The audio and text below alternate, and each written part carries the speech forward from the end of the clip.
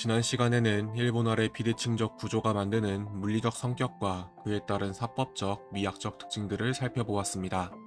이번 시간부터는 일본 공도의 여러 활쏘기와 여러 유파에 대해 이야기해 보려고 합니다. 시작하기에 앞서 한 가지 밝혀두고 싶은 점이 있습니다. 우리나라의 국궁도 단체나 연구자에 따라 그 관점이 조금씩 다르듯이 일본 궁도 또한 유파와 개인에 따라 주장하는 내용과 역사를 바라보는 시각의 차이가 존재합니다. 따라서 이번 영상은 특정 유파의 주장을 두둔하거나 어느 한쪽이 절대적이라고 정의하기 위함이 아닙니다. 제가 일본 공도를 공부하며 정리한 기록이자 그 흐름을 이해해 나가는 과정임을 미리 말씀드리고 싶습니다. 일본 공도의 여러 유파를 설명하기에 앞서 이번 시간에는 일본 궁술의 종류를 간단히 짚어보고 지금은 사라진 고려 궁술과 현대 일본 궁도에서의 유파 분류 방법을 간략히 살펴보겠습니다. 말 위가 아닌 땅 위에 발을 딛고 활을 쏘는 방식을 보사라고 합니다. 보사가 격식을 갖추기 시작한 것은 나라시대 조정의 대사례부터였으나 현대 일본 궁도와 실질적인 연결고리를 갖는 지점은 가마쿠라 시대의 보사 산물이라고 할 수 있습니다. 보사 산물은 크게 쿠사지시, 마루모노, 오오마토의 세 종목으로 나뉩니다. 먼저 쿠사지시는 약 20m의 거리에서 높이 110cm의 사슴 모양의 관역에 24개의 점에 화살을 맞히는 경기입니다. 이때 화살은 우리나라의 박두와 유사한 신토를 사용합니다. 본래 오가사하라류의 기사사냥 연습에서 유래했으나 점차 형식을 갖춘 경기로 발전했습니다. 현재는 가마쿠라의 쿠사지시 신사 등에서 오가사하라 유파에 의해 금액이 이어지고 있습니다. 두 번째인 마루모노는 지름 약 15에서 25cm의 작은 원형 관역을 맞히는 종목으로 이 역시 가마쿠라 시대의 기사훈련에서 파생된 것으로 전해집니다. 마지막으로 오오마토는 지름 약 158cm의 대형 관역에 3개의 검은 원을 그려넣고 맞추는 경기입니다. 총 36발의 화살을 쏘며 가득 차면 놓친다는 원칙에 따라 마지막 화살은 고의적으로 관역을 맞추지 않는 특징이 있습니다. 오오마토는 현재 가고시마현 무형 민속문화재로 매년 1월 11일 오후 6시에 스린신사에서 거행되고 있습니다. 이러한 초기 보사는 궁술 훈련의 성격도 있었지만 기사에 비해 유의적인 요소가 강해 서민들 사이에서도 널리 향유되었습니다. 그러나 전란의 시대가 도래하며 보사는 전쟁에서 요구되는 강력한 실전 기술로 급격히 진보하게 됩니다. 결국 15세기 말 헤키탄조 마사츠구에 의해 사법이 비약적으로 체계화되면서 헤키류가 창설되었고 이는 이후 구류시파로 불리는 수많은 유파가 탄생하는 결정적인 계기가 되었습니다. 말 위에서 활을 쏘는 방식을 기사라고 합니다. 기사는 기원전 4세기 말에서 5세기 초 무렵 한반도를 통해 말이 일본에 도입된 이후 발전하기 시작했습니다. 이후 6세기부터 기마술이 발달하면서 군사적 역할이 커졌고 헤이안 시대와 가마쿠라 시대에는 기마전을 중심으로 한 전투가 이루어지면서 기사훈련도 활발하게 이루어졌습니다. 보사에는 보사산물이 있듯이 기사에도 기사산물이 있습니다. 기사산물은 야부사메, 카사가케, 이누모노의 세 종목으로 구성됩니다. 유의적인 성격이 강했던 보사산물과 달리 기사산물은 궁술과 기마술을 함께 훈련하기 위한 보다 실전적인 성격을 지니고 있었습니다. 먼저 야부사메는 달리는 말 위에서 우리나라의 명적과 유사한 카부라야라는 화살을 사용하여 관역을 맞추는 기사 기술입니다. 마장의 길이는 약 218m이며 말의 진행 방향 왼쪽에는 5에서 10m 거리를 두고 지면에서 약 1.2에서 1.5m 높이의 한 변 약 60cm의 정사각형 관역을 3개 설치합니다. 야부사메는 현재 오가사하라류와 다케다류에 의해 전승되고 있습니다. 다음으로 카사가케는 야부사메보다 더 실전적인 성격을 지닌 기사 기술입니다. 마장의 길이는 약 109m입니다. 경기 방식은 마장을 왕복하며 멀리 수평에 위치한 관역과 가깝고 사수의 발밑에 있는 작은 관역을 맞추는 방식입니다. 2005년 복원되어 현재는 교토시 카미가모 신사에서 매년 10월에 거행되고 있습니다. 이누모노는 가로 세로 약 180m의 공간에 약 150마리의 개를 풀어놓고 진행하는 기사 경기입니다. 기마사수 12명이 한 팀을 이루며 총 3팀이 참가하여 누가 더 많이 맞추는지를 겨룹니다. 개가 다치지 않도록 이누우치 히키메라는 명적을 사용했습니다. 이 경기는 1881년 메이지 천황 앞에서 거행된 것을 마지막으로 더 이상 전승되지 않고 있습니다. 강사는 일본에만 존재하는 궁술의 한 분류로 교토의 사찰인 산주 상겐도의 처마 아래 가장자리에서 맞은편 처마 끝까지 화살을 쏘는 궁술을 가리킵니다. 산주 상겐도는 이름의 한자에서 할 수 있듯이 가로로 33칸의 길이를 가진 건물로 이는 오늘날 단위로 약 120m에 해당합니다. 적중의 조건은 화살이 120m를 비행하는 동안 처마 아래 공간을 벗어나지 않아야 하며 동시에 건물 내부 공간을 끝까지 통과해야 하는 것이었습니다. 이처럼 매우 낮은 비행 궤적으로 120m를 쏘아야 했기 때문에 강한 장력을 가진 강공의 사용, 빠른 장전과 일정한 자세를 유지하기 위한 사법의 발달, 그리고 가벼운 화살의 사용 등이 발전하게 되었습니다. 대표적인 방식으로는 100발을 쏘아 통과한 화살의 수를 겨루는 방식인 파크샤, 1000발을 쏘아 통과한 화살의 수를 겨루는 방식인 센샤, 마지막으로 24시간 동안 화살을 쏘아 통과한 화살의 수를 겨루는 방식인 오이아카즈가 있습니다.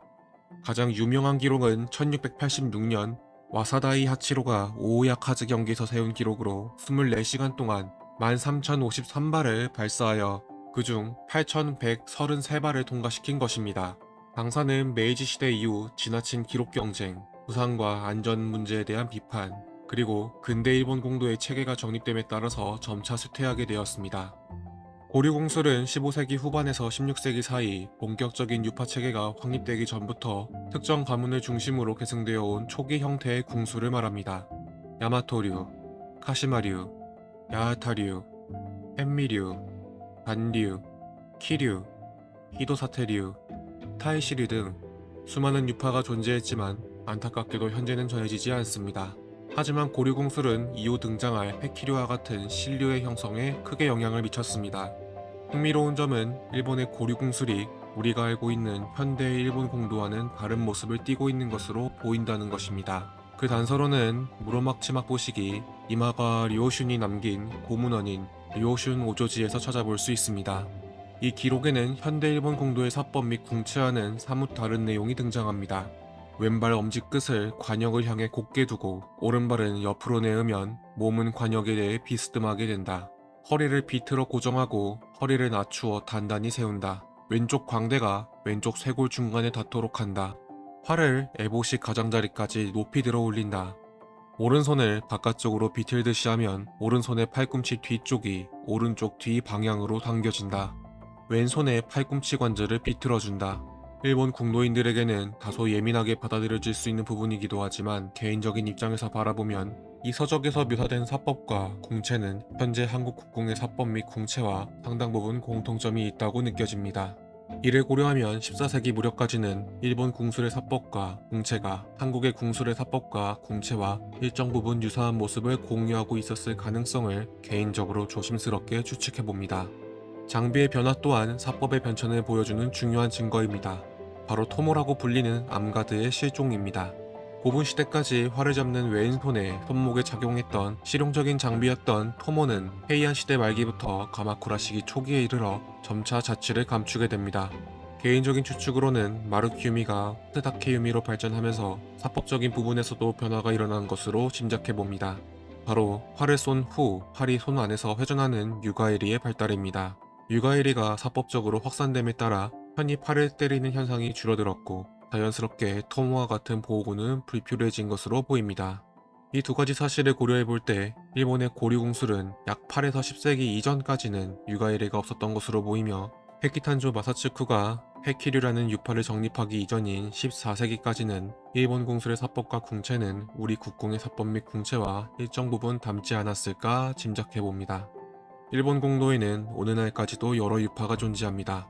보살을 바탕으로 발전한 현대 일본 공도에서는 이러한 유파들을 보통 두 가지 기준으로 분류합니다. 하나는 궁술의 성격과 목적에 따른 분류이고 다른 하나는 활을 들어 올리는 방식인 우치오코시의 형태에 따른 분류입니다. 먼저 궁술의 성격과 목적에 따른 분류로는 크게 레샤케이와 부샤케이가 있습니다. 레샤케이는 활 쏘기에 있어 엄격한 의례와 예법을 중시하는 계통이며 부샤케이는 활쏘기에서 적중과 실전성을 중시하는 궁술 계통입니다. 두 번째로 우치오코시의 형태에 따른 분류로는 크게 쇼멘 우치오코시와 샤멘 우치오코시가 있습니다. 쇼멘 우치오코시는 몸의 정면에서 좌우 균형을 유지한 상태로 활을 머리 위로 곧게 들어 올리는 방식으로 오늘날 현대 일본 공도에서 가장 널리 사용되는 방식입니다. 반면 샤멘 우치오코시는 몸의 왼쪽 대각선 방향으로 팔을 비스듬히 밀고 당긴 상태에서 머리 위로 들어 올리는 방식으로 쇼멘 우치오코시에 비해 활을 밀고 당기는 예비 동작을 취할 수 있고 시야 확보에도 유리하여 보다 실전적인 궁술 방식으로 평가됩니다. 의례와 예법을 중시하면서 활을 좌우 균형 있게 들어올리는 대표적인 유파로는 오가사와라류가 있습니다. 또한 활 속의 실전성을 중시하면서도 활을 좌우 균형 있게 들어올리는 방식을 채택한 유파로는 혼다류가 있습니다. 한편 활 속의 실전성을 중시하면서 활을 비스듬히 당겨 들어올리는 방식을 사용하는 대표적인 유파류는 해키류와 그에서 분파된 여러 계통, 그리고 야마토류와 쇼호류 등이 있습니다. 이와 달리 기사를 바탕으로 발전한 궁술 계통도 존재합니다. 기사는 말 위에서 활을 쏘는 궁술로 특히 중세 무사 사회에서 군사훈련과 의례의 중요한 요소였습니다.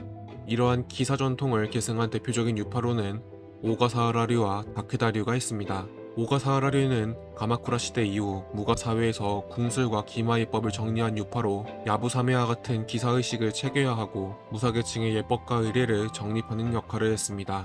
반면 다케다류는 무가의 군사적인 전통 속에서 보다 무예적인 기마공술을 계승한 유파로 알려져 있으며 오늘날에도 야부사메와 같은 기사 행사를 통해 그 전통을 계승하고 있습니다. 지금까지 일본 공술의 큰 흐름을 간단히 살펴보았습니다. 일본의 활쏘기는 단순히 하나의 사법으로만 이루어진 것이 아니라 보사, 기사, 방사와 같은 다양한 형태의 궁술 전통 속에서 발전해왔습니다. 또한 시대의 변화와 함께 수많은 유파가 등장하고 사라지면서 오늘날 우리가 알고 있는 일본 공도의 모습이 형성되었습니다. 다음 시간에는 이러한 흐름 속에서 실제 유파들이 어떠한 특징을 가지고 발전했는지를 좀 더 구체적으로 살펴보겠습니다. 먼저 보사로서의 오가사와라류, 그리고 기사로서의 오가사와라류와 다케다류, 마지막으로 보사궁수를 체계화한 해퀴류를 중심으로 각 유파의 역사와 합법적인 특징들을 살펴보도록 하겠습니다.